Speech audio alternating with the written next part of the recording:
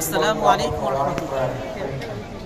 আমি এখন বাংলাদেশ জমিয়তে আহলে হাদিসের যে মহাসম্মেলন অনুষ্ঠিত হচ্ছে 2024-এর সেই সম্মেলনে এসেছি এবং এখানে আমি অংশগ্রহণ করেছি। সম্মেলনে এসে আজকে আমি এই বাংলাদেশের যতগুলো স্বনামধন্য প্রতিষ্ঠান আছে তার মধ্যে অন্যতম স্বনামধন্য প্রতিষ্ঠান ইসলামী প্রকাশনার যে বিভাগ ওয়াহিদিয়া ইসলামিয়া লাইব্রেরিতে আমি আজকে এসেছি। তো ওয়াহিদিয়া ইসলামিয়া লাইব্রেরি আলহামদুলিল্লাহ বাংলাদেশে মুসলিমদের ঈমান এবং আকীদা সংস্করণের ক্ষেত্রে বিশাল একটা ভূমিকা রাখছে এবং তাদের যে প্রকাশনীর যে কার্যক্রমগুলো হচ্ছে এর মাধ্যমে আমরা খুব সন্তুষ্ট এবং আমরা আশা করছি আমাদের এই দেশের মুসলমানদের ঈমান এবং আকীদা সংস্করণে তারা যথেষ্ট ভূমিকা রাখবেন। ওয়াহিদিয়া ইসলাম লাইব্রেরিতে এসে আজকে আমি যে বইটা হাতে নিয়েছি অনেকগুলো বইয়ের মধ্যে একটি বই হচ্ছে দাজ্জাল।